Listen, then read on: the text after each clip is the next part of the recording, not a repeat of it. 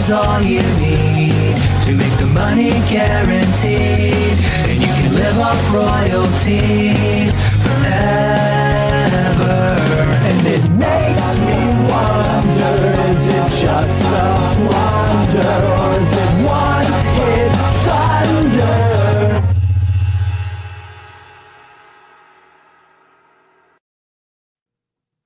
Chris, we're live. Hey, man, we're live, but hold on. I'm posting this link around. I told you I wanted to post this before we actually went live. I mean, I already got my posting done. I don't know what you're taking. Well, I couldn't post ahead of time. I told you I wanted to post this in a few places, and you threw me on. Well, surprise, surprise. You keep sharing I want the link. people to watch. I know, and we got some views. Hey, someone's already commenting that they're so excited for us. Oh, that's you. That's me. But we also got from Eric Carroll a nice devil horns. Love that. Chris, while you share that link around, I'll tell people what we're doing here. We're going through all of people's hot takes and emotional feelings at the results of the Thundred. Yeah. The big 5-episode countdown that we did over the month of November. And I am very excited because, man, were people emotional about the results of the Thundred. I think the route that we're going to take with this is I am going to go email by email. Okay. But to the email we're currently reading, I'll put them on the screen. But otherwise, we'll kind of go through the comments after we're done the emails to see what other opinions may have come in while we discuss this. Right. The very first email that I got for us comes from Canada, from a man named Giles. And he says, gentlemen, first off, great podcast and great idea to do the Thundred. I listened to and discovered a lot of albums that I missed and a few that I dismissed over the years, and I will re-listen to these episodes again at some point. Like you, I thought Enema of the State was way too high. For me, I prefer Dude Ranch over Enema anyway. Sometimes it's just the time and place where an album is discovered. If you're like me, you can put on several albums, close your eyes, and it can take you back to a certain time or place in your life. You can almost even remember the smell of where you were at. But overall, I'm happy to see that many of the albums I loved made it into the top 100. For me, the biggest omission would have been on my top 20 list, and I'm surprised it didn't make it, is the Pixies' Doolittle. This album has it all. Great songs, melodies, moods, not to mention highly influential to many of the bands that did make the list. Maybe I'm just too old, but I feel like that album deserved a spot somewhere in the top 100. I could list many other albums that I wanted to see on the list, but I want to keep it short and to the point. And the most shocking of all the omissions, I must repeat again, the Pixies' Doolittle. Continue the great work. Cheers. And a couple of people actually emailed about that album. We have a couple emails where people say, like, how is the Pixies' Doolittle not on the list? Well, that or Surfer Rosa. One of those two albums, I made a note that the Pixies were a glaring omission. But hey, one thing I wanted to stress before you read any of this, I love that there are hot takes about things that were snubs and whatever. But keep in mind, Matt and I, minus contributing our own list of 20 albums, we had no control over what made this list. It was all you who submitted lists. And if you didn't submit a list, that's your bad. We put it out there we put the word out there to submit your list. And I hope next time we do something like this. Now, the next time we do something like this, it won't be, at least for another 10 years or something, it won't be albums. It'll be something else. But I hope that you'll contribute a list. But I do agree. I was surprised. That like they might be Giants and Ween. And I mean, I love that they might be Giants and Ween are on there, but Pixies weren't, because yes, they were influential to a lot of the albums that were pretty high on the list.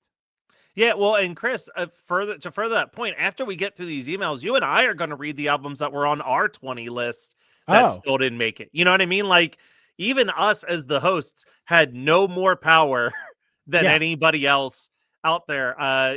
Marquette saying that she loved what was on her list. Jim is saying that he submitted a list and not many of his picks appeared, which is crazy because I think there was at least 3 albums where I'm like, I feel like Jim made this happen. Right. And someone else called out, I'm going to have to watch for voting next time. And yes, but I think next time, Chris, I think next time we're going to do this a little bit differently, but still a lot of the same.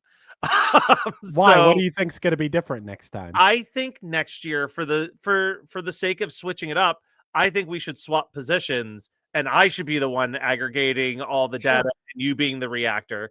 And I think that now that we've established the Thundred as like a yearly thing that we're going to be doing with different topics, we can start collecting stuff as early as August, so that we have like a solid 2 months of like data, and that people have a little bit wider of a window to get their lists in.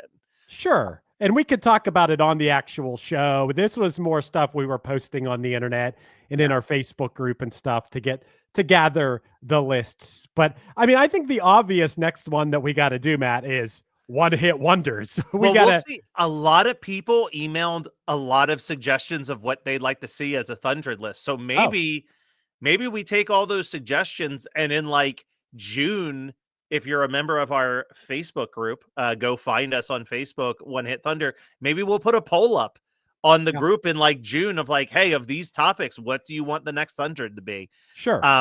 Moving on to the next email. This one came in from a listener named Jacob, and he said the only snub on your list was hinder extreme behavior. Okay. I'm imagining that's Jacob Godby, who was a guest on the Hinder episode. It was. All right. So we're moving to this next email, and I apologize. There's a couple people whose names I feel so bad I'm going to Matt Kelly all over. I told you to send me some of them, and I would read them. I know. I think this is pronounced Tanisha. So it says, first, let me say that I'm happy that a lot of my top albums are represented. Tidal, Songs in the Key of Life, Jagged Little Pill, Tapestry, and a few others. Second, I agree that One Hot Minute is the superior Red Hot Chili Peppers album. And third, I think that Songs in the Key of Life was far too low on the list. Yeah. Now to the snubbed record. I love Thriller, but I love Off the Wall. Yeah. And I think it's the best Michael Jackson album. Off the Wall was his attempt to be his own artist, while Thriller was his attempt to make a groundbreaking album. And that's exactly what they both sound like. I don't think that there's anything wrong with having Grammys and notoriety on your mind when making an album, but Off the Wall has the purity of a sound devoid of lavish production. It's just more about the beautiful vocals and the sound that's not quite polished yet, and I love it so much. Plus, it has I Can't Help It, written by Stevie Wonder, and Stevie Wonder is a top fiver for me. If you do a Thundred for music videos, I do expect that multiple singles from Thriller will be on that list because it's such a visual album. And I mean, Billie Jean, Beat It, and Thriller are all like mini movies. To sum it up, though, this is not shade because I'm such a fan of Michael. It's just that Off the Wall is like your favorite TV show that no one was watching before it became successful and acclaimed. And Thriller is like that same show's second season when everybody starts to love it. You still love it too, and it's still good, but it's not quite the same. Well, hold on a second. Michael Jackson was already enormous by the time Off the Wall came out.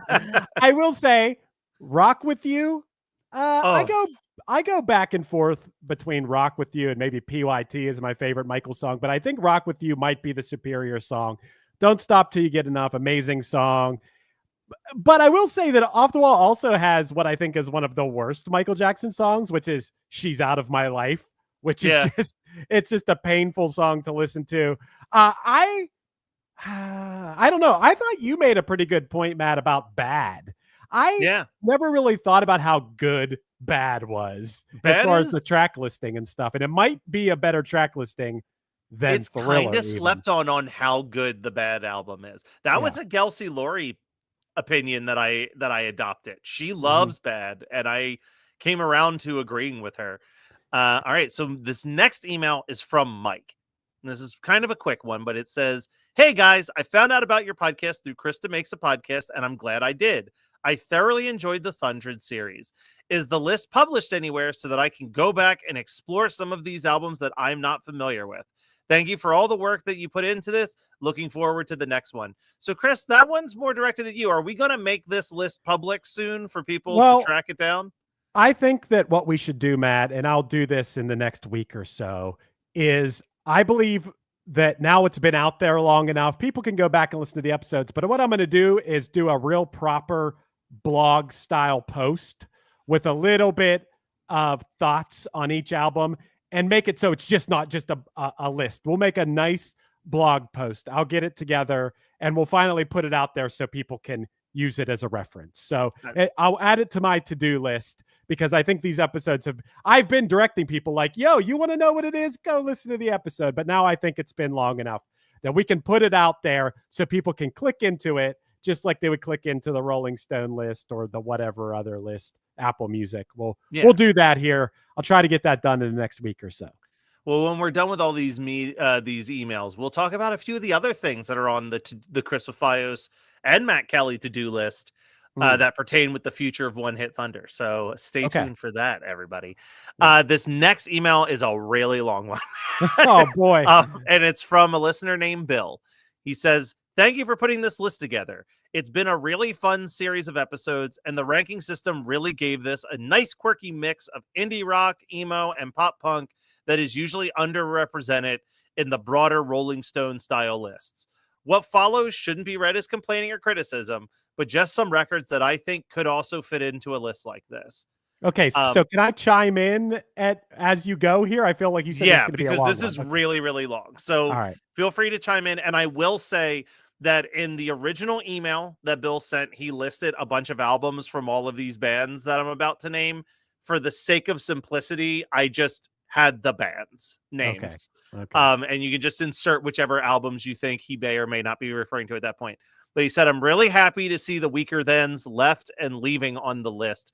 Probably my favorite of theirs, but I really love all four of their records. Yeah. I also love that my two favorite Beatles records made it into the top 20, Rubber Soul and Revolver.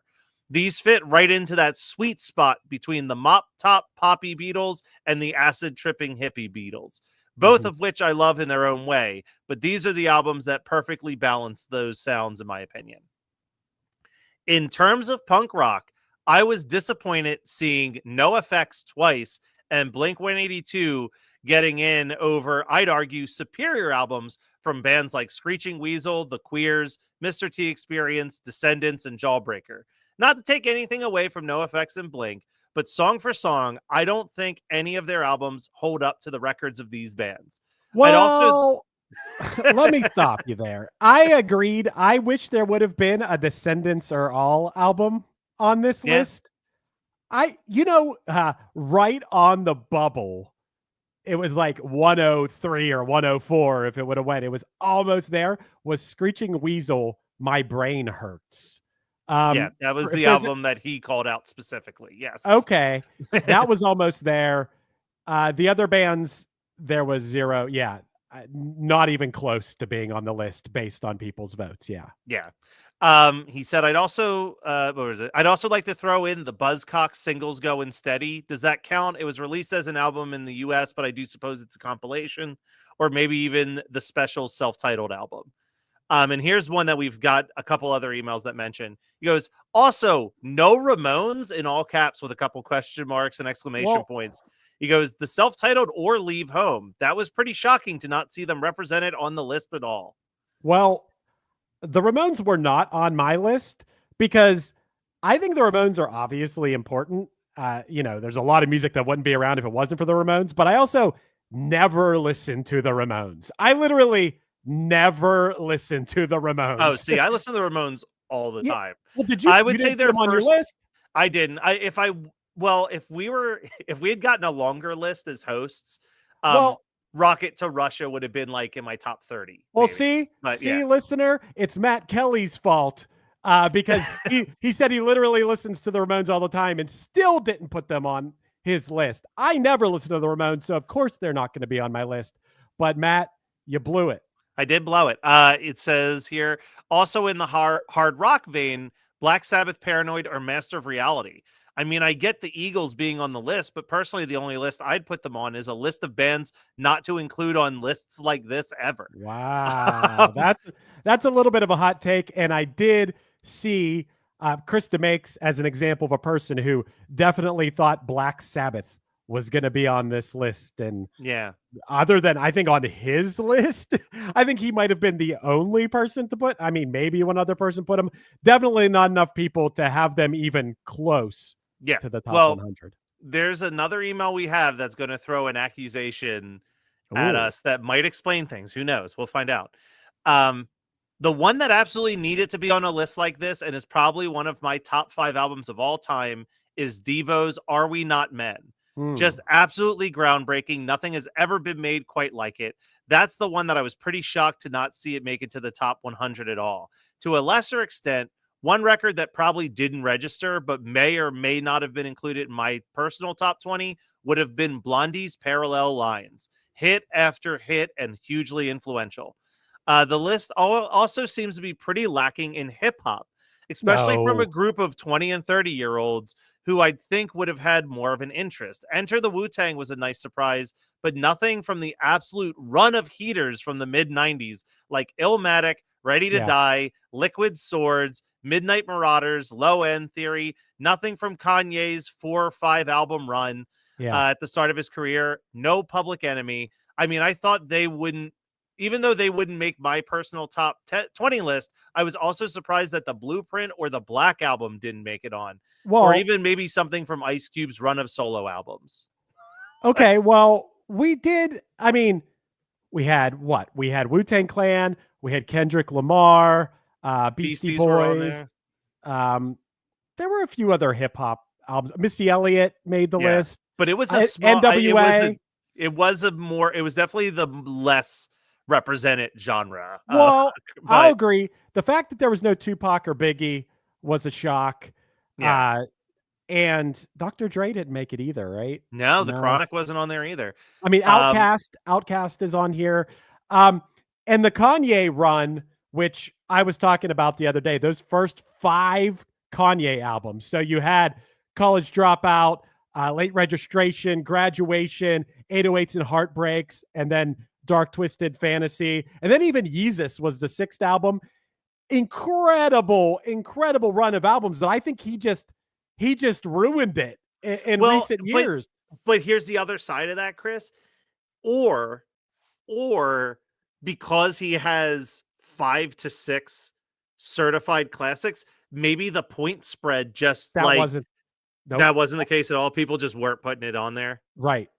He was not on the list. And I will admit, I'll be the first one to admit, because look, I don't know if one of his albums would have made my top 20, but maybe my top 50 at some point. I would have considered looking back at his albums. Like R. Kelly, for example, is like, I'm not going to put an R. Kelly album on my list. And Kanye, to be honest, Late Registration, I personally have trouble separating the art from the artist. Yeah. So, but if this would have been 10, 12 years ago, Late Registration probably, there could have been a part of me that would want to put Late Registration as number 1. Yeah. So, but I didn't even put him on my top 20 because I can't separate it. So I don't know. And also, I will say, you might have an opinion on him one way or another, but another person who had an amazing run of albums was Drake, and there was no Drake representation. So I'm going to go to some of the comments in the chat right now, because people are popping off about this conversation a little bit. Yeah. And said, Ryan here says, as I listen to you read these emails, I'm getting slightly annoyed with some of my records that I didn't add to this list.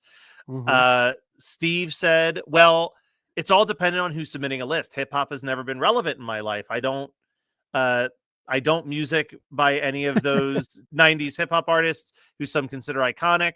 And then Alon, who we're going to get to his email in a second, because he has another long one. Hip hop wasn't the least represented genre. Country music was, which is true. Oh, that is true. Country music. Here's the thing. I feel like country music is just its own world. So much so that when there is a crossover of country into mainstream, it's talked about. Still to this day. I mean, there are, if I really put my mind to it, there is like a few artists where I'm like, all right, maybe Wide Open Spaces by the Dixie Chicks. That's like a really good record. Maybe, some of the early Willie Nelson records. Definitely, like, if I was going to say a country artist who should have been on our list, that last Johnny Cash album with the Hurt cover and all of those other covers.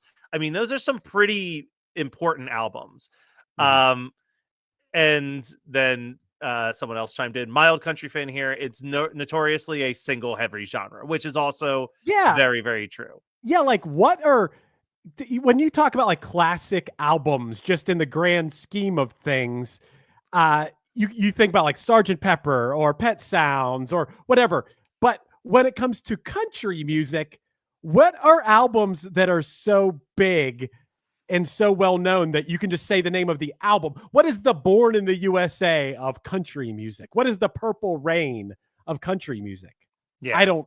I don't know personally. Is there a Garth Brooks album? I was going to say maybe Garth Brooks in Pieces. I mean, it's not on that same level, but like Garth Brooks on In Pieces is probably the closest to a Garth Brooks greatest hits record. Or Fresh Horses, either one of those. But there's still more to Bill's email. You mentioned Outkast.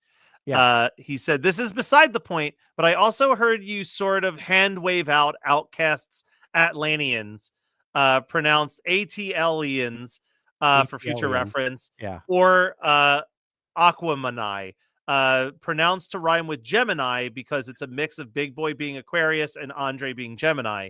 I highly, highly recommend returning to those records. They have some of their hits, of course, Rosa Parks, Elevators, but the deep cuts represent some of the pinnacle of hip hop. And in my opinion, the best output of their career. I might say they are Outkast's Rubber Soul and Revolver, at the risk of sounding blasphemous. They fit between the more straight ahead hip hop of Southern Playlist and the more experimental latter albums. If any hip hop group deserves 2 spots in the top 100, it's Outkast. I agree with you. Let me stop you. I agree with you. That's the end of his email, by the way. But okay. Well, let me chime in.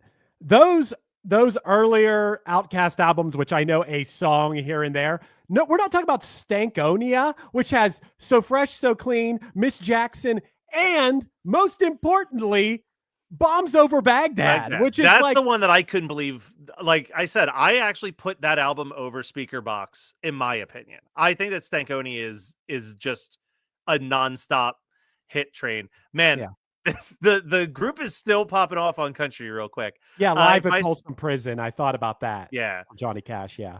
But yes, people have brought that up. Someone else just said, like I said, In Pieces by Garth Brooks, or The Woman in Me by Shania Twain, which is like her album before she blew up. Someone asked, wouldn't Willie Nelson album be a thing for country? We didn't get any Willie Nelson on there in the end. Like you said, a couple people bringing album though. I know Willie Nelson singles. Is there a Willie Nelson album that's like the Willie Nelson album? I know that Starlight is one that gets a lot of praise, that ends up on a lot of lists, but that's him doing like country versions of jazz standards. Johnny called this out perfectly. I agree with Johnny right here. Country music after 1995 is trash. That is about where I stopped liking country music as well. So good call on that, Johnny. We have another very long email, so feel free to interject wherever you want on this one, Chris. Okay, here's what I'm going to do, Matt. If I want to interrupt you, I'm going to say interject. Interject. Perfect. Okay. It says, hello, Chris and Matt. Absolutely love the list, and I love the way that you crafted it. It's perfect. You know, it skews to your peers, and that makes a great, unique, and honest list. I do take slight issue, though. No Ramones. We're back to the no Ramones conversation. How was the debut album not a top 5 for people? It's also in my humble opinion, Black Sabbath and the Misfits influenced a lot of musicians. Weird that they didn't pop up. Both may have been overshadowed by Metallica in that heavy music and easy to play category. But every time I went into a situation jamming with new people in a punk band, it always seemed like we would start with Ramones or Misfits to get ready. Loved your take on albums you love or not so much. There are some big, influential, and arguably talented bands that I just could not get into. It is good to defend the art that you love. I definitely need to check out some of the stuff, as it is just adjacent to the kind of stuff I do love, and not out of my wheelhouse entirely. I was really glad to see Appetite for Destruction get up there. When I was a kid, it was absolutely huge for me. They were larger than life in my eyes, and I think that as popular and rock albums caught the attention of people outside the typical fan base. Also would have loved to have had Johnny Cash or Willie Nelson albums on the list, but I'm not sure which one. Oh, Eric is listening to us read his album in real time. He said, I can't deny the power of Green Day bringing that stuff to the masses. Offspring either helped push or rode the wave, but on a tight list, I can see how they would not make the cut. I would be hard-pressed to make a tight top 20 list of albums that I consider the best of all time. It would be hard to be objective. I can see making a top 100 of personal favorites or personal influential albums, and perhaps that could be a Thundred after your music video one. Also, you danced around it, but why not do a Thundred on movie soundtracks and compilation albums? Everyone I know loved the Crow soundtrack or had that X Games CD or had a Fat Wreck or Lookout comp that they were just incredibly into. It'd be a fun list and very different from every other list out there. Interject. I got to interject. Two things. One, there's not 100 soundtracks and compilations out there. That would be such a niche. No. Also, Matt, I'm gonna completely shut down your music video idea because we're an audio podcast. The only way that would work is if we were doing a video podcast and we're showing clips of it. I think a music video one is a terrible idea. I think it should be based on music in one way or another. Listen, people are jumping in. I'm just saying. No. Anyway, I do got to give a shout out to Eric because he calls out an amazing soundtrack here. One that was a hit for my group of friends was the soundtrack to the glorious Troma film Tromeo and Juliet. It had Motorhead, the Ass Ponies, Supernova, and Sublime, and many other quirky bands. Who knew that James Gunn would blow up the way he did? And he came strong, making music a huge part of film again. Kudos to you for putting together this monumental task. I really enjoyed it. I look forward to the wrap-up/recap, and I will definitely be re-listening. I'm one of the 4 or 5 people on the planet who uses Amazon Music instead of Spotify or Apple. You are correct that these types of lists usually spark discussion by the way they are, and knowing how this was crafted, it was really hard to hate on it. Keep up the great work. Nice. Hey, I think all these emails have been pretty nice and positive so far. I hope we get one that just rails us though. Oh, well then Chris, get ready for this next one. Yes. from Alan. Okay. It says, "Hi there. First, thank you for the podcast in general and for the top 100 album episode in particular. It was a refreshing and interesting thing, unlike such other lists. I do admit that around the end of the 80s, I was already 20 years old, and my interest in new popular music was starting to fade as I got more interested in contemporary classical music. Kurt Cobain's death marked the end of my interest in popular new music. So it's no wonder, it's no wonder that most of the names on your list were obscure to me, and it's definitely going to catch I'm definitely going to catch up on several of these albums. I already think that Ben Folds 5 is a treasure, and the streets are interesting. So a big thank yous are already in place." Nice. But I think if I was to retitle your list, I would call it The Young Americans, as it's also the name of a David Bowie song and album. Young, because everyone who is more than 10 years younger than me, I'm 56, is considered young. And this list is so American and reflects the taste of kids who grew up in the 80s, 90s, and early 2000s. Yeah. I mean, Huey Lewis and the News with a bunch of question marks. Whoa, interject here. Huey Lewis and the News, look, I wouldn't have guessed that they were going to make it, but I think it's pretty cool they made it. I mean, first of all, it's mid-80s album, but the people still like today. I think that spans so many generations. I mean, I feel like there's boomers that like Huey Lewis. There's Gen X people that like Huey Lewis. There's, even kids. I don't know if there's that many kids today that like Huey Lewis, but I hope there is. Yeah. Continue. All right. So he says, now for a few observations and comments. Number 1, I think it's funny that the Beatles still dominated this list. I wonder if people who voted for the Beatles also were voting for the Eagles, the Rolling Stones, Fleetwood Mac, or were a lot of the punk generations also voting for the Beatles. I think you have enough raw data to perform a correlation test. Interject. Go for it. Yes. A lot of people had lists that I will say that I got several lists that were like exactly what you would expect. Like where someone Googled like, what are the greatest albums ever? And there's 50 albums and they put 20 of them. They put the Fleetwood Mac, the Beatles, all what you'd expect, And then you had lists that had none, literally none of the albums that would be considered, where I was scratching my head being like, what are these albums? I had one list, and it's wild that they did not make the list at all because this was the only person that put them. But at number 1, put Thin Lizzy. Yeah. Is that you out there, Jim? No, it was not. It wasn't Jim, but someone put a Thin Lizzy album at number 1, but Thin Lizzy didn't make the album at all. That just goes to show you that an album really had to be on a bunch of lists to make the list. By a lot of people. All right, so it says, though I do understand the reasons behind the no compilations and no live albums rule, I think there could be arguments against it. First of all, live albums are at best cohesive and as gratifying as a studio album. My favorite Lou Reed album is Take No Prisoners, which is a more homogeneous and even than most of his albums, and all the songs take a completely new shape when performed live from their studio origins. By the way, I voted for having Talking Heads album Stop Making Sense on there. I hope it wasn't disqualified because while it is indeed a live album, it's also a movie soundtrack by the same artist. I felt like I found a loophole.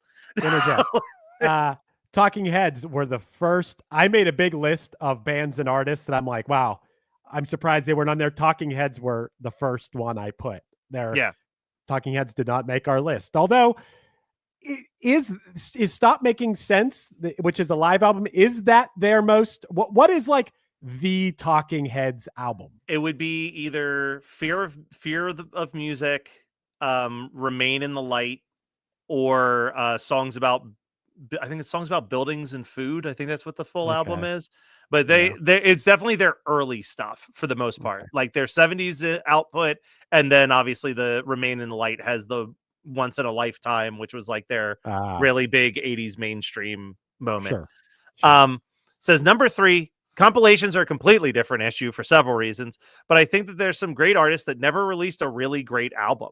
These examples pop into my mind, like The Jam, ABBA, and Madness. A great compilation album represents and does justice to them more than any single album could.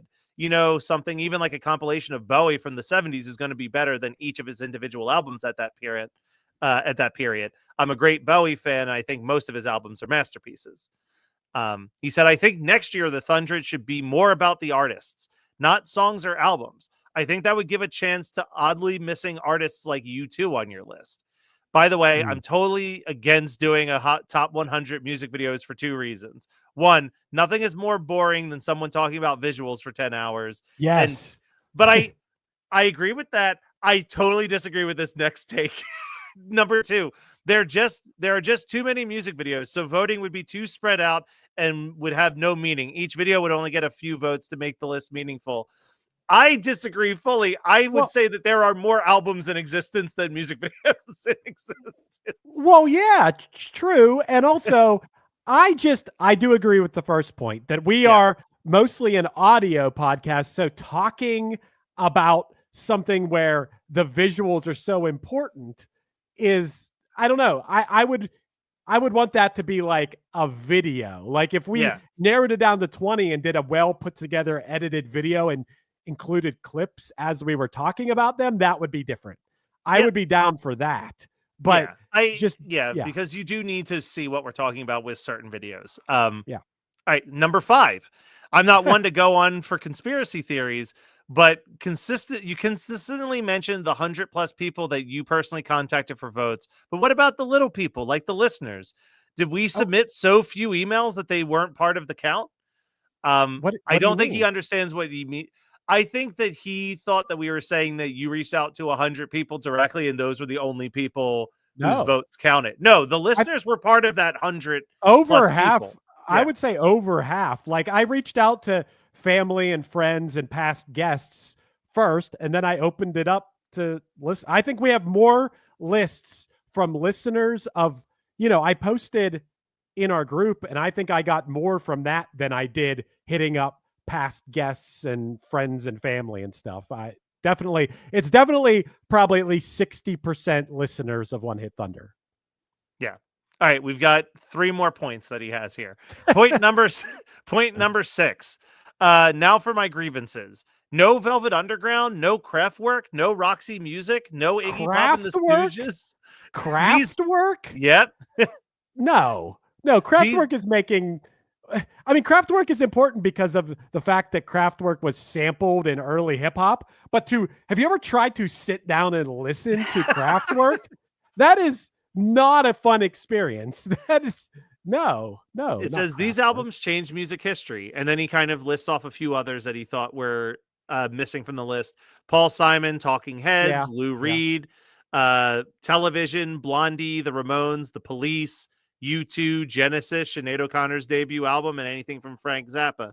I'm not talking about all the great UK acts that didn't really make it to the US. I mean, I admit it, I'm a boomer and I know it, but compelling a list without any Paul Simon is like compelling a list of classical composers and leaving out Mozart. Hey, look, Paul Simon. Yeah, I think Paul Simon should have been on the. I think Graceland should have made the list. I think anything was Simon and Garfunkel not on the list at all. Nope. I mean, that's kind of shocking too. Like, yeah, that's another omission. But hey, people didn't put it on their list. What do you want us to do?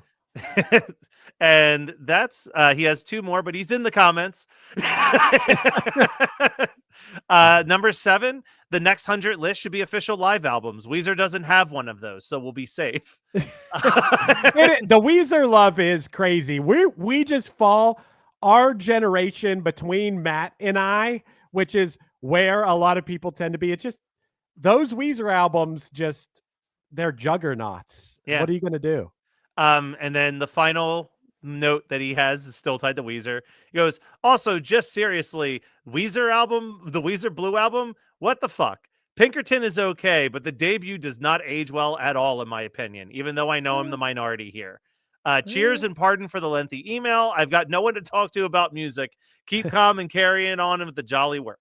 Hell yeah. Thanks, Alan. That was a fun email. I appreciated that. I don't know. Someone commented Weezer is better than Paul Simon, which I mean, I actually might agree with that just because of my age or whatever, but I think that's kind of a crazy statement. I think Weezer would think that was a crazy statement. Probably. All right. Yeah. We've got 2 more emails tied to the Thundred. Okay. So says this one's from Michael. It says, I've just completed the Thundred, and these are my unfiltered and poorly edited stream of conscious thoughts. Initially, my first thoughts are just gratitude and thanks. Redundant, I know, but I've always seen myself as a music nerd for having 0 musical talent. Due to mental health and other various issues, which no one wants to hear or read about, I have always felt like an outsider when it comes to stuff like this. My internal autism allows some singers' voices to be more enjoyable while others are draining, and I felt like I never had a voice in any sort of musical conversation. But this podcast and the 2 of you being such great hosts allows me to feel like part of a community, and that my imposter syndrome argues that I am. I do have a voice, and I do have opinions, and they're valid. 6 of my 20 albums were in the top 100, and that made me feel pretty good. Nice. I will defend some of the albums that were not on the list, and I will defend them to the audience of which I'm now confident and will appreciate. And he sent the whole list. We're not going to read the whole list, but he wanted to add these 2 other things. First off, I am born, raised, and currently reside in Kansas City, Missouri. I have been present from the beginning and the rise of popularity of the Get Up Kids since they claim to be here, and I do not get it. I've never got them. I've never connected with anything they put out. I may have heard some stories about how they could be jerks in the local scene, but obviously music is subjective. I've never understood any of their pull or charm or what have you. I know it's always cool to support the bands from your home city, and I'm sure that they're actually very fine people. And then he just wrote, I'm excited to read this next sentence. So he goes, Wes from Puddle of Mud, however, graduated from the same school district where I now work, and he is not what I would consider to be fine people. Well, let me interject. The Get Up Kids hit, especially in that late 90s, early 2000s, few albums in a row, 4 Minute Mile, Something to Write Home About. They put out a few amazing EPs in that era. And they hit this thing both lyrically and melodically and pulling from like a modern sound, but then also bringing in the Moogs. So you have that little bit of like 80s nostalgia or something. They just pulled in all these influences and everything that hit me personally right in the heart. You know, like it was just a perfect bullseye of everything I loved, and not just me. It was like my age, the Get Up Kids were like so influential and so important. But you know what? I'm going to throw something else out there, because he does call out a couple people from, I'm not going to read all of them. He calls out some other people that are from the Kansas City area that he loves. One of them being a past guest, Kadesh Flow. Mm-hmm. But I think personally, and I'm sure you maybe have experienced this in Pittsburgh, I know our friend Jonathan has said things to me when it comes to being in Austin. I think wherever your local music scene is, even when it's cool to see one of the bands from your music scene blowing up, you probably always have some other band that you liked more and felt were more deserving of that spot.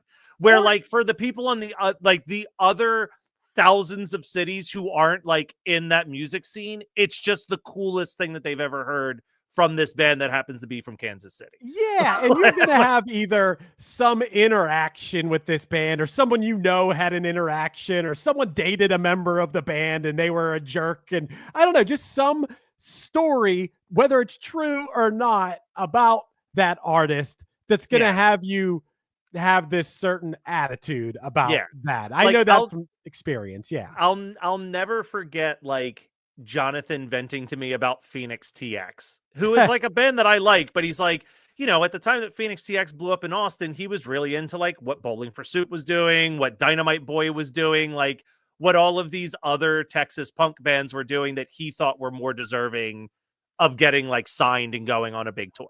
I think that that's the case with no matter what music scene you're from, there is always a band that you think is more deserving of the popularity than the band that got popular is.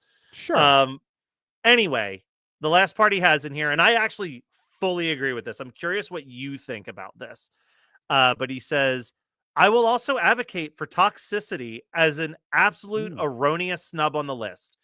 I am not a banner carrier for nu metal, but it can be argued as the flashiest of the flash in the plan genres. But they absolutely set themselves apart from everything happening in nu metal, and they were unfairly and unjustly compared to at the time. Toxicity blew me away the first time I heard it all the way through. The album has 0 skips in my opinion, and a great message, and is heavy and different in a way that could have made it perfect for the Thundred. And I agree. I think that like in that grand scheme of like 2000s metal, that is a dramatically different sound than what all of those other bands were putting out. Should have put it on your list. What can I say? That's the only thing I can say about this. And Matt, I want to bring up R. Lee wrote in the chat that Ultimate Fake Book is the superior Kansas band. And I don't know if they're superior, but they are awesome. And I will tell you that my band Punchline played a show that was the Get Up Kids at the Drive-In, Ultimate Fake Book, and us. We played that in Pittsburgh when our band was first starting, and I love Ultimate Fake Book. I think they are an awesome band. I've got one last email here, and I have to give you a full transparency. This email came in late last night from Joey Ritter. Oh. And I had to message him to make sure that it was mostly written in jest, because I felt so bad when I read this. No. And he confirmed that it was mostly written in jest. Mostly. He said, greetings, gents. I was going to hold off on this, but since Chris posted another invitation to send an email, here it goes. I bet so many people thought you guys were just so cool for crapping on Enema of the States for appearing on a top tier album ranking. As a gentleman assigned that album a large amount of points, let me say this. I can't help that it came out during the greatest summer of my life, living at the beach away from my parents at the age of 17. And I can't help that my girlfriend broke up with me at the end of that school year, and Dump Weed captured every single emotion I was feeling. And I can't help that the production on that album is perfect. And I can't help that there's 0 skipped songs on it. And I can't help that the songs were relatively easy for a kid like me learning guitar to play. And I can't help how inspirational they were in me writing my own songs. And I can't help that their music videos from that album were great. And I can't help that their concerts at the time were super fun. And I can't help that they were my favorite band at that time. But sure, go ahead and belittle the people who ranked that album so high because you're all just so much cooler than us. Well, look, I will say that was the best email. And thank you for sending that, Joey, because as he's saying that, I can say that I experienced all those same things. And, I probably, maybe I did talk a little too much smack on that album being that high because there is like a childishness to it. But at the same time, I can remember being at Blink shows and just having this overwhelming feeling that I maybe never had at any other concert of like relating to the songs and feeling like I was surrounded by people who were experiencing the same sort of things as me as a teenager.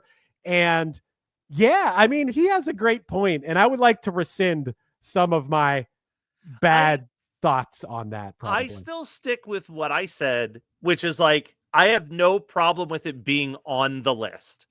I just think top 10 is too high. Okay. Like in the grand scheme of all of the music that has ever been released over like hundreds of years, that being number 10 just felt insane to me.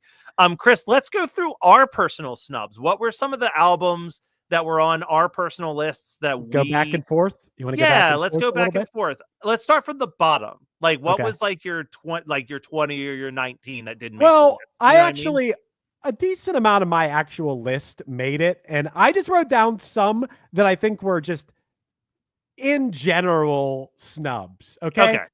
One that I think maybe you and I would agree on, but maybe not a lot of other people out there would, is I really think that Childish Gambino, because of the internet, is like a crazy good album. Yeah. No, I mean, I don't know if Barb submitted a list. I don't know who in my life added lists.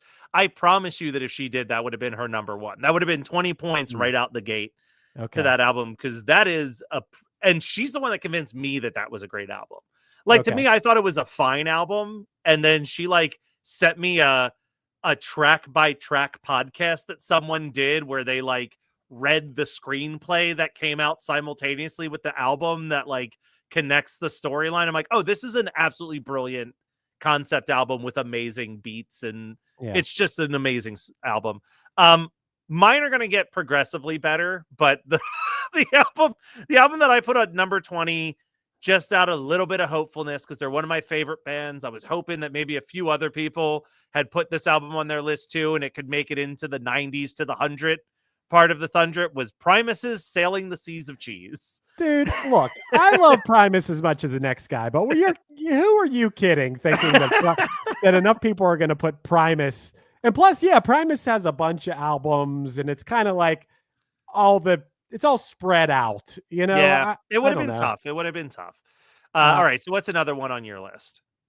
I was shocked at the fact that, and look, maybe I'm a little bit biased, but No Less Than Jake, No Losing Streak, or Hello Rockview. I would have thought Hello Rockview. That's not my favorite Less Than Jake album. It might be my third favorite, but they were like, they were on some lists. They might have been like in the 110 range, but I would have thought for sure, just based off of our, I don't know.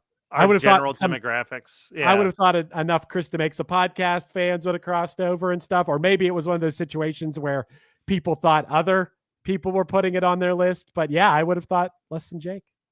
At number 18, I had Nick Cave and the Bad Seeds Murder Ballads. I knew that this was a deep cut, but I think that this album is amazing. And I think it's the best Nick Cave record. And I was just, again, I was hoping that like maybe someone else would put it where it would have been in that low 90s to 100 range, just to hopefully expose it to more people. A lot of these were like hopefully exposing it to other people. Stuff. Another one on mine, Matt, that I I was hoping it would make it. You know, Huey Lewis the News made it, and Counting Crows and whatever. Gin Blossom's New Miserable Experience. That one I was equally shocked by, just because, again, I know who you were reaching out to, and like that is, I mean, yes, Hey Jealousy is like a song that everybody loves. Found Out About You is on there. Allison Road is on there. I'm a big fan of the Cajun song, which wasn't like a single, but it's just a fun, catchy song. I thought you were going to say Mrs. Rita. Mrs. Rita is good too. Yeah. I at 17 and at 3, I had two Beatles records, neither which made the list. Sgt. Pepper, I put it in my number 3. Dude, I can't believe that didn't make the list at all. I think that album cannot believe we made a list and Sgt. Pepper. I think there are people that thought when we were in the top 5, like, oh, it's going to be Sgt. Pepper at number 1. Didn't even make the list. Yeah. Rubber Soul and Revolver and Abbey Road all on the list. The other one that I had, which I know is a hotter take, I know that I like this album a lot more than most other people, was Let It Be. Let It Be has arguably 2 of my favorite Beatles songs on it, Across the Universe and Long and Winding Road. So I was come on, this album's great. And you know, like after watching the 4-part Get Back, it really made me love the songs on Let It Be and Abbey Road like that much more. So I was bummed that neither of them made it, but I mean the Beatles had plenty of representation. So yeah, for sure. In the world of like heavier music and what I think is a very technically proficient band and one of my favorite singers, Glassjaw, Worship and Tribute. Someone else mentioned that in one of the emails, right? They said like, how was Glassjaw not represented? I love that album. And as far as heavy music goes, that album makes me want to run through a wall. So that's not on there. No Madonna? No Madonna. Blue? But I mean, True Blue would be the album. I feel like Madonna is another one of those people where like singles for days, but I think overall albums sometimes had just enough forgettable B-sides to not be like flawless. Right. This was one I truly thought maybe with like some of our friends could have made it on the list, because I think it's a masterpiece of like the 70s indie rock scene. Harry Nilsson's Nilsson Schmilsson. I know. Like that album is just perfect to me, between like Gotta Get Up and Jump Into the Fire and the Put the Lime in the Coconut. Without You is on there. Like Let the Good Times Roll. Like there's so many good songs on there. And if anyone out there happens to know our bud Trev, who's in Punchline and has been a guest on here many times, Harry Nilsson looks like Trev on the copy. He does. He looks like Trev on the cover of that album. Oh my God. Chris, have you guys decided what the album cover is going to be for your next album? Because I think it should just be Trev recreating the Nelson Schmelson. Hey, it'd be so funny. It looks so much like Trev. It's funny. Matt, I made a big list of not things that were on my list, but things that in general, like this artist is not on here and it's shocking. Okay. Well, you too, Joshua Tree not being on here is that's crazy. Insane. Yeah. No Talking Heads, no Elvis Costello, no Billie Eilish, no Aerosmith, no Elvis Presley, no Lana Del Rey, no Al Green, no Daft Punk, no Elton John on this list, no Whitney Houston, no Rihanna, no Elliott Smith, no Sade, no B-52s, no James Taylor, no Biggie, no Tupac, no Billy Joel. Yeah, that's crazy. The no Stranger Crosby, should Stills, and Nash. 1000% be on this list. Yeah. No The Police, no George Michael, no Kanye, no Drake. The Doors aren't on this list. Miles Davis isn't on this list. Sex Pistols not on this list. Aretha Franklin not on this list. James Brown, Steely Dan, Van Morrison, Liz Phair, Jimi Hendrix, Chuck Berry, Bob Marley, Velvet Underground, Public Enemy, Joni Mitchell, Marvin Gaye. Marvin Gaye, who was number 1. What's Going On was number 1 on Rolling Stone's list. Not even on our list. And that is just insane. Yeah. Right, no Janet Jackson. I'm going to really quick rock through the other albums on my list that didn't make it, and then we can go to some of these comments that are flowing in.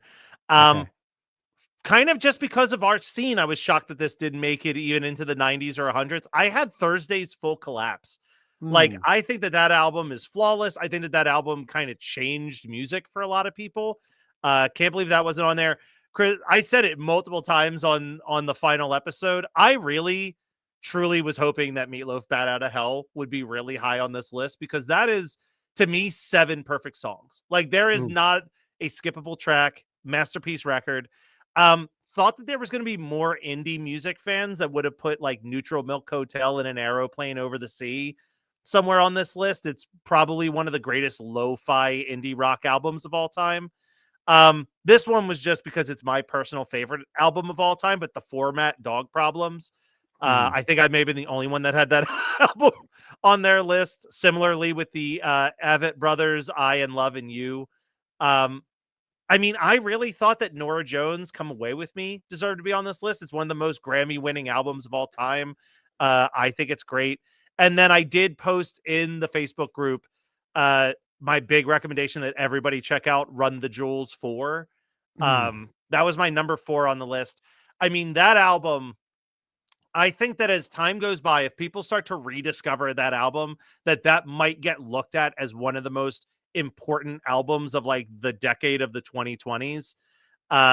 Because like, I'm not sure if you know the history of that particular release, but it came out 5 days after George Floyd died and had a song with a verse about George Floyd's death in it that they like quickly got in the studio to record. Like, it felt like the sounds of, it felt like protest music for 2020.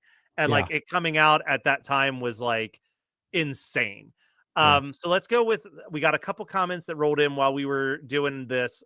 Steve over here said, was I truly the only person who had Jack's Mannequins, Everything in Transit on my list? It was my number 2. So that probably means no one else listed it, but it's a perfect album. Now based off that, Jim mentioned that he had Leaving Through the Window by Something Corporate. I am of the opinion, and I've said this before, I like the band Something Corporate more than Jack's Mannequin. But I think that Jack's Mannequin album is a better album than any individual Something Corporate record. I'm curious your thoughts on that. Or if you were never really into Andrew McMahon at all, really. I think he seems like a cool guy and a great songwriter. I can't get past the voice. Yep. That does it for people sometimes. And also, another real hot take, I think that Constantine song is just really bad song. And I think that's just like the most melodramatic, like just way too long. Like when that song was really popular, like in the scene, I'm just like, no. But I did like Woke Up in a Car, I think is a great song. Yeah. And you know, there's plenty of like, I really Want to Save songs. You, the opening track on Leaving Through a Window, I think is really, really good. Good band, just not one of my favorites. Chris said, I love Primus, but there is no top 20 album, even among their 3 best records, Frizzle Fry, Seas of Cheese, and Punch Bowl. All right, fair. Steve also commented in here and said that he also had the Jim Blossoms on there and thinks that that's criminal. Yeah. That they did make the list. I did like this comment from Chris, who said, I love Less Than Jake, but my favorite is Borders and Boundaries. And I was like, why bother? No one is going for this. Well, I'll tell you what, Matt, 2 things. I want to name, there was a couple albums that like I knew no one else was going to put on their list, but that were on my, like Bjork. I'm glad Bjork made the list. Post is probably the right album, but Vespertine. Vespertine. That is one of my favorite albums of all time. I knew no one else was going to put Gang of Youth's Angel in Real Time, but that's one of my favorite albums. I knew no one else was going to put King Princess, Cheap Queen, also one of my favorite albums ever. I feel like the way wrong Paramore album made it. I feel like the self-titled, which for anyone who doesn't go too deep into Paramore, that has Ain't It Fun and Still Into You on it. But that album front to back is incredible. And I really also the Halsey Hopeless Fountain Kingdom album, I think is amazing. And Cursive's Happy Hollow. And one more thing, Matt, I want to do, which I didn't even think about doing this, but I have my laptop right here. Yeah. I'm not going to say who's who, but do you want me to scroll through and name some people's number 1 album, if anyone's curious? Yeah, let's finish these last few comments, but I would love to hear some of those number 1s. I had to laugh again at this Steve comment. What is the reason that I know Harry Nilsson exists? Because of Weezer's OK Human album. So thank you, Weezer, ? Wow. Wow, okay. Let's see. Some cats are far too proud to put pop and R&B on their lists, and it shows. I wasn't. Yeah. Chris said that Discovery just missed his list. That was when Great you were album. mentioning Daft Punk. I mean, that is the Daft Punk record that should be on this list. Yes. He also said that he was surprised that there was no Neutral Milk Hotel, but he wasn't surprised about the Avett Brothers, even though they're great. R. Lee did comment that Run the Jewels 4 is a flawless record. He said, "How much time did you spend cleaning your room for this live episode? They're so clean and tidy. I'm envious." I just had a New Year's Eve party, so I cleaned up for that. I cleaned because it was New Year's Day. I just cleaned a lot. So thanks for noticing, Alan. See, No Love for the Wipers. Is this real? I didn't expect it to be higher than Nevermind the Bullocks, but it's so high on my list. My only issue is that the Queen album should have been Sheer Heart Attack. I think I actually do agree with that. And these are the last few comments coming in here. Someone thinks that they should revisit that Bjork album that you love so much. Amazing. Hey, Vespertine's an amazing album for the winter time. So now's the time. This is what makes it cool, is because the spirit is supposed to be the top 20 for you and not what some critic thinks a top 20 should be. So yeah, to sign us off, we're over an hour. Let's just have you rock through, just out of context, a bunch of number one albums. These are some albums. I have my laptop right here. Some albums that people put at number one, just so you have a little context. Beach Boys' Pet Sounds, Weezer Pinkerton, Weezer Blue Album, Van Morrison Astro Weeks, which didn't even make the top 100. Not even the right Van Morrison record in my mind, but all right. I think that's like the one that everyone loves. No, it should be Moondance. Moondance the song Moondance has a bunch of hits on that one. Well, I'll tell you, Astro Weeks was the one that was real high on Rolling Stone's list. Yeah. I just don't think that that's the right album, personally. But this explains something. Here's a number one that was Ween Chocolate and Cheese. Green Day Dookie. Okay. Bruce Springsteen, Born to Run. Sgt. Pepper. Someone put Sgt. Pepper at number one on their list, and it didn't make our 100. I put mine at number 3, so that would have been 39 points. It would have been just shy of, I guess, making the list. That's crazy. Beatles Revolver. Beatles Revolver. 2 Beatles Revolvers in a row. Pink Floyd, Dark Side of the Moon. Alanis Morissette, Jagged Little Pill. All right. Here's Thin Lizzy, Jailbreak. Didn't make the list, but someone put it at number one. Jimmy World Clarity. Okay. Wow, this is one that didn't make the list, and I don't even know what this is. Ed's Redeeming Qualities, More Bad Times. No clue. I don't even know what that is. No clue. Beastie Boys, Paul's Boutique. We know whose that is. I'll give you 3 more number ones. Pet Sounds, Saves the Day, Stay What You Are, which was a controversial one, I think, but someone put it at number one right here. And here's another one that didn't make the list, and someone put it number one. Boy Sets Fire, After the Eulogy. Wow. Yeah. So that's just a sampling.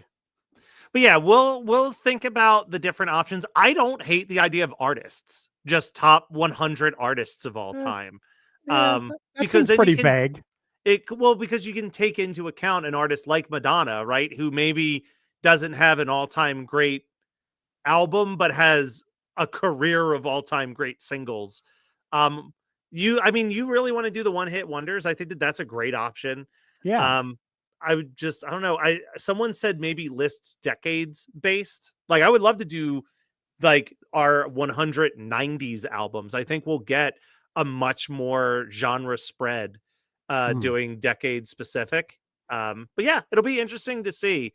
But guys, thank you so much. Hopefully throughout 2025, we can do more of these live streams. This is really fun to be able to like hop on for an hour, chat with everybody.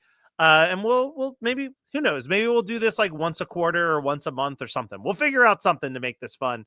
Stay tuned though, because we are going to be repeating what we did last March. I think we're going to bring back the March Madness. Last year it was songs from 1994. Maybe we'll do songs from 1995 or something completely different. Chris, I guess on your to-do list, you're going to make that blog. Yeah. With all the albums. I believe that you and I will be exchanging emails to finally get a TeePublic store up and live, so all of you fans can get some One Hit Thunder merch and throw a few bucks our way for doing so. Well, yeah. It'll help out. And I mean, we can't get into too many details right now, but let's just say that we are hard at work, meeting once a week to try to get a One Hit Thunder music trivia card game into the hands of people who would love to have that. So stay tuned, because you're going to be hearing a whole lot more about that, I think, throughout 2025. Thank you for everybody who's checked out the show, shared the show, messaged artists that we've talked about to be like, hey, One Hit Thunder loved your stuff. You should do their podcast one day. We know that this year, early on in this year, we will have another guest who was the subject of a One Hit Thunder episode. Yes, we will. So stay tuned for all of that. And Chris, is there anything you need to promote on the Punchline side of things? No, not at the moment. We have some show announcements coming soon, and I'll, stuff that we'll be announcing. punchlinemusic.com. You could go check out our records and t-shirts and stuff over there. And of course, check out our music if you like music. All right. And we will be doing the same stuff we do every single year. Yeah. So thanks everyone for listening. One hit is all you need to make the money guaranteed, and you can live off royalties forever. And it